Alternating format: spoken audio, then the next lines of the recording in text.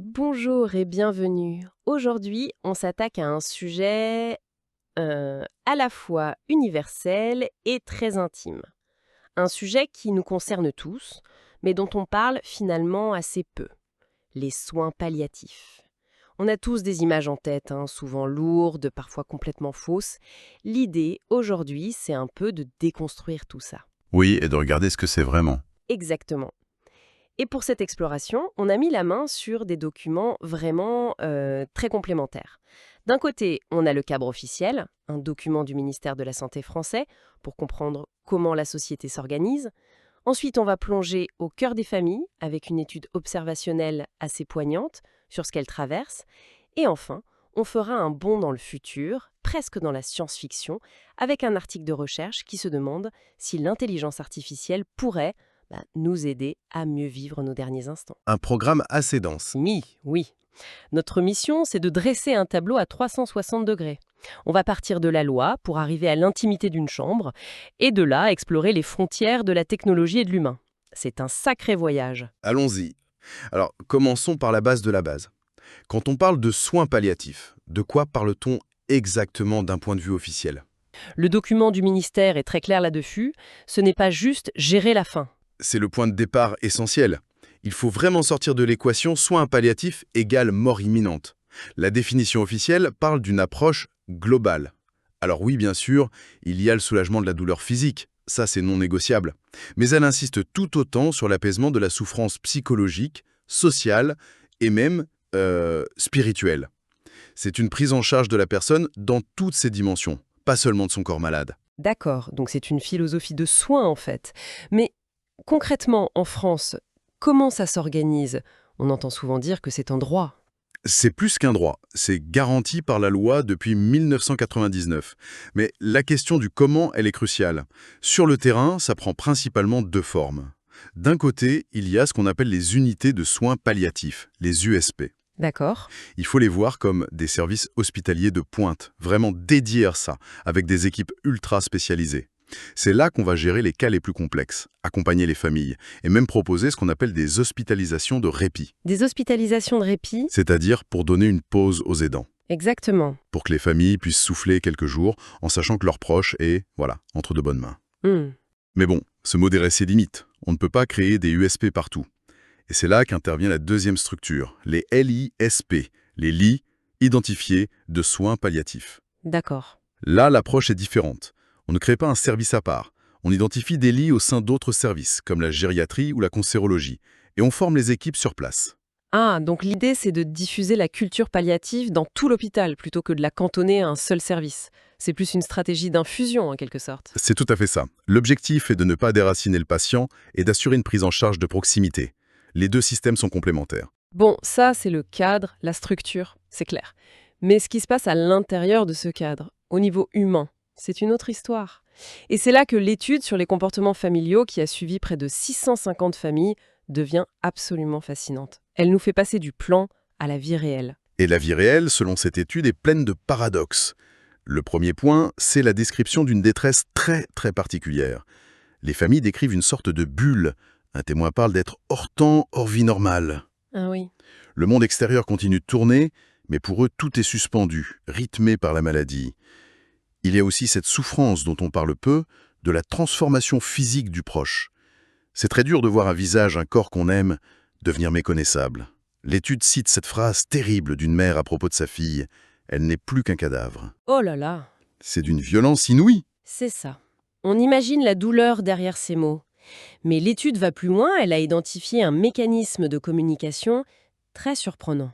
Oui, et c'est sans doute la conclusion la plus forte. Les chercheurs l'ont appelé le pacte des négatifs. Le constat est le suivant, les patients, seuls avec les soignants, parlent ouvertement de la mort, de leur peur, de leurs souhaits. D'accord. De leur côté, les membres de la famille, seuls avec les mêmes soignants, font exactement la même chose. Mais, et c'est là que c'est fou, très souvent, ils n'en parlent jamais entre eux. Attendez, c'est complètement contre-intuitif. On nous répète à longueur de journée que la communication est la clé, qu'il faut tout se dire, être transparent. Et là, cette étude nous dit que les gens font l'inverse. C'est un échec, une sorte de non-dit destructeur. C'est la question que tout le monde se pose. Et la réponse de l'étude est non. Ce n'est pas un échec. C'est un mécanisme de protection. Forcer la verbalisation, briser ce pacte, pourrait même être délétère, c'est le mot qu'ils utilisent. Délétère? Oui, il y a une citation d'une conjointe qui résume tout. Elle dit « Comment voulez-vous qu'on puisse ensuite parler de la météo alors qu'on vient de se dire qu'il va mourir ?» Je vois. Une fois que la phrase est dite, elle pèse sur chaque seconde qui suit. Le silence permet de préserver des moments de normalité, en fait. Précisément. C'est un accord tacite, inconscient, pour ne pas que chaque geste, chaque regard, soit écrasé par la conscience de la fin. C'est une manière de continuer à vivre la relation, et pas seulement d'attendre la mort, quoi. Ce pacte silencieux, ce non-dit entre les êtres qui s'aiment le plus, ça doit créer un espace de solitude immense pour la personne malade. Même entourée, elle est seule avec cette réalité. Et ça fait une transition parfaite vers notre deuxième source, cet article sur les interfaces intelligentes. Oui, Le champ de recherche a un nom un peu froid. La thanatechnologie. La technologie appliquée à la mort. Ça peut faire grincer des dents, mais l'approche est en fait profondément humaine. absolument. L'étude part d'un constat qui fait écho à ce qu'on vient de dire. Le problème principal n'est pas l'isolement social, le fait d'être physiquement seul dans une chambre. C'est un mal plus profond, c'est la solitude existentielle. La solitude existentielle. C'est un sentiment de déconnexion.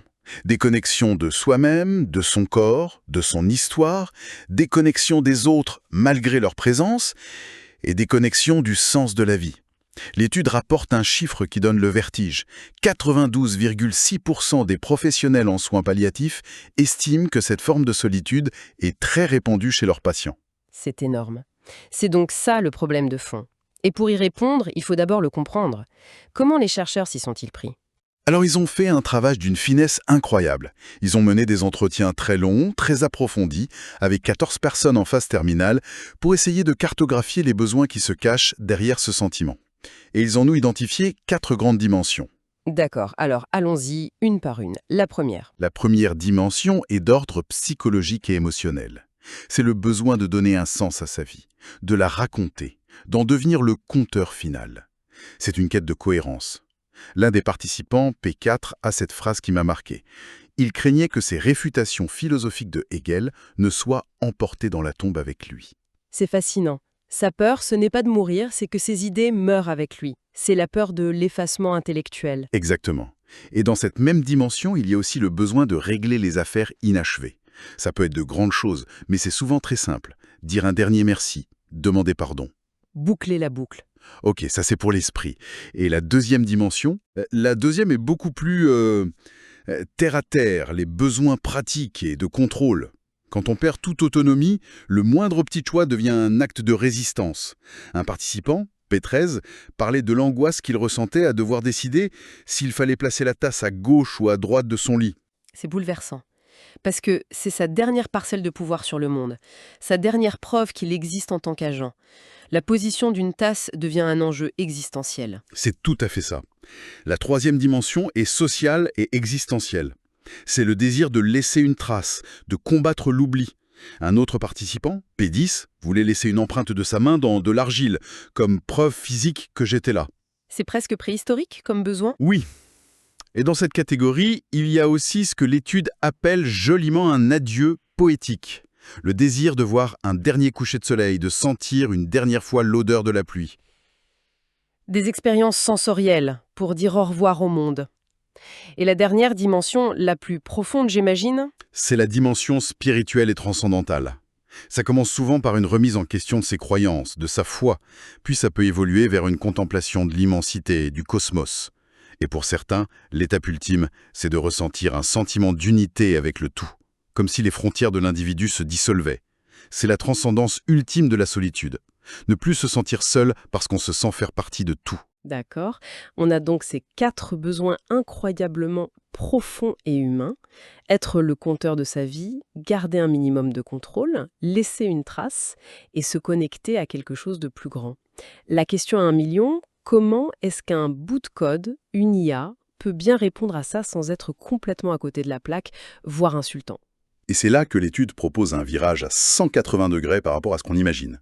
Le principe directeur qu'elle avance est radical. La technologie ne doit pas chercher à simuler l'humain. Elle doit chercher à le transcender. D'accord. C'est le concept clé. Transcendance plutôt que simulation. Expliquez-nous ça, c'est quoi la différence? Prenons un exemple d'échec. La simulation. Les chercheurs ont testé un prototype, le IUI-2, appelé Remote Hug Experience. C'était un dispositif, une sorte de veste, qui simulait une étreinte à distance. Sur le papier, l'idée semble bonne, non? On pourrait croire. Mais auprès des patients, ça a été un fiasco. Je peux imaginer, mais en même temps, pour quelqu'un qui est totalement seul, est-ce qu'une simulation, même imparfaite, n'est pas mieux que rien? L'étude est si catégorique? Catégorique. Parce que, comme l'a dit un participant, certaines choses ne devraient pas être simulées. En essayant maladroitement d'imiter une connexion humaine aussi fondamentale qu'une étreinte, l'appareil ne faisait que souligner cruellement son absence. Ça creusait le vide au lieu de le combler. D'accord, l'échec de la simulation est clair. Alors, à quoi ressemble la transcendance qui réussit? L'exemple le plus frappant est le prototype IUI-8, le Virtual Poetic Journey. C'est un casque de réalité virtuelle qui permettait au patient de voyager dans un lieu qui lui était physiquement inaccessible. Comme la maison de son enfance, une plage? Exactement. La maison de son enfance, une plage aimée, le sommet d'une montagne. Et là, le succès a été total. Un participant, P2, a eu cette phrase magnifique. « Cette expérience peut transcender les confins du lit d'hôpital et me donner un dernier goût de liberté. » Ah, là je comprends la différence. La technologie ne prétend pas être un humain. Elle ne remplace pas une visite. Elle offre une expérience qu'aucun humain ne peut offrir. C'est une sorte de super-pouvoir, pas un substitut. Vous avez mis le doigt dessus. Elle ne concurrence pas l'humain sur son propre terrain, elle ouvre un autre champ des possibles. C'est pour ça que l'étude parle de la technologie comme d'un partenaire existentiel, et non plus comme un simple outil fonctionnel. Un partenaire existentiel. J'aime bien cette expression. Et un autre prototype qui a très bien marché, c'est le IUI-3, le Life Memoir Creator. C'est une interface qui aide la personne à enregistrer son histoire, à organiser ses souvenirs.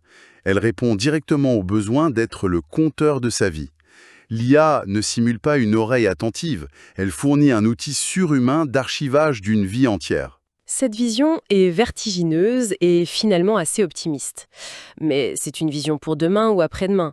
Si on revient à la réalité d'aujourd'hui, qui sont les partenaires humains qui interviennent là où la famille, avec son pacte des négatifs, ne peut pas toujours aller? Qui d'autre est là sur le terrain? Pour ça, il faut revenir à notre premier document, celui du ministère, car il souligne un point absolument fondamental. En France, le rôle immense du tissu associatif. L'accompagnement en fin de vie est loin d'être uniquement une affaire de médecins et d'infirmiers. C'est tout un réseau humain qui se mobilise. Et ce réseau, il ressemble à quoi? Il répond à quels besoins? C'est ça qui est intéressant, on peut presque le cartographier en fonction des besoins qu'on a identifiés tout à l'heure. Pour répondre aux besoins de présence, de lien, pour briser la solitude, il y a le bénévolat d'accompagnement. Des gens formés qui viennent offrir une écoute, une présence silencieuse, sans jugement. Une sorte de tiers-lieu relationnel? C'est une belle image, oui. Ensuite, pour les besoins plus pratiques, l'épuisement des aidants. Il y a des associations spécifiques comme Avec nos proches. Elles offrent du soutien psychologique, des conseils, une bouée de sauvetage pour ceux qui sont en première ligne. Il y a aussi des associations très spécialisées par pathologie, comme Parkinson 49 ou la RSLA pour la maladie de Charcot, qui apportent une expertise très pointue. Et pour les enfants, c'est souvent l'angle mort de ces situations, j'ai l'impression. Absolument. Et c'est là que des associations comme Sparadrap font un travail formidable. Elles créent des outils, des livrets pour expliquer les soins, la maladie, avec des mots d'enfant, pour dédramatiser.